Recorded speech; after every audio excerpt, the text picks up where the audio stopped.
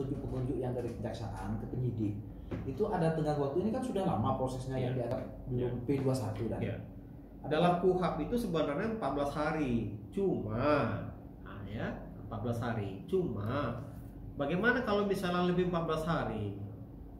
KUHP itu tidak memberikan sanksi. Jadi wajib gitu kan, tapi misalnya tidak dilaksanakan tidak ada sanksi gitu. Jadi kalau saya berpendapat ada memang kewajiban, tapi kewajiban itu tidak diikuti oleh sanksi. Misalnya lewat 14 hari bagaimana? Ya nggak masalah juga. Nggak masalah, tetap kita terima. Artinya meskipun setahun itu ya bisa, kecuali memang dia sudah daluarsa. Kalau sudah daluarsa nggak bisa lagi, tapi sepanjang masih belum daluarsa masih bisa. Karena gini, ada perkara itu yang mudah pembuktiannya, ada yang sulit. Makanya itulah mungkin KUHP itu menyatakan wajib, tapi dia ketika misalnya tidak dipenuhi itu tidak diberikan sanksi.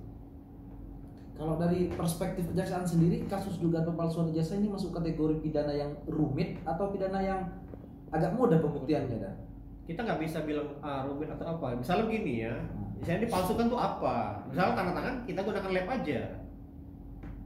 Kita gunakan lab aja gitu. Kita bisa beri petunjuk pada penyidik.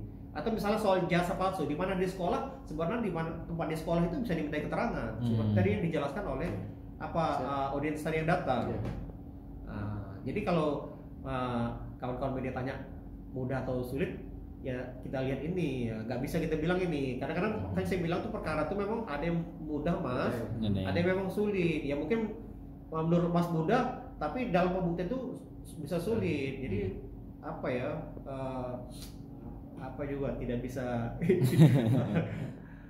Dan sudah berapa bulan atau berapa hari berkas itu diserahkan ke kejaksaan?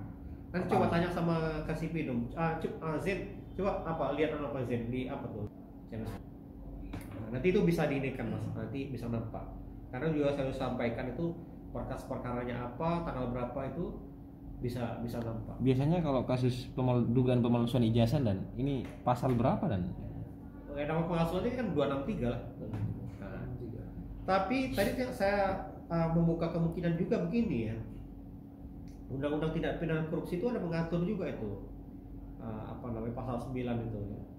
Jadi untuk menghindari administrasi itu kan ya, kalau misalnya pegawai negeri ya dengan sengaja memalsu itu bisa diterapkan juga undang pasal 9 undang-undang tindak pidana korupsi. Tipikor ya. Kalau ini bukan kepala desa, kalau bukan ASN tapi kepala desa bisa juga dijerat dengan undang-undang korupsi. Makna pegawai negeri itu kepala desa itu termasuk. Tapi nanti kita lihat supaya jangan ini mas ya. Jadi kan ini kan sedang lakukan penyidikan. Jadi kan objeknya sama, nanti kita udah double pula ya, satu pidana khusus, satu pidana umum. Jadi biar kita tunggu saja dulu. Cuma tadi saya hanya sampaikan wacana saja. Tadi kalau memang ya bisa saja. Indikasinya apa dan kalau dugaan pemalsuan ijazah itu bisa ditarik pada pasal korupsi dan? Pasal 9 mas, baca mas.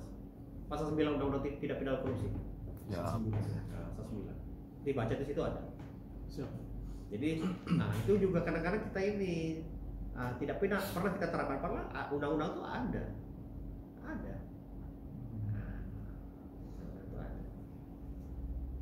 Soal tenggat waktu ini dan pemberkasan. Ya kita sudah di P19 itu kan cuma sekali saja ya. Kita sudah sampaikan dalam waktu 14 hari itu saudara kan agar menyampaikan petunjuk yang sudah diberikan itu. Di P19 itu pasti ada.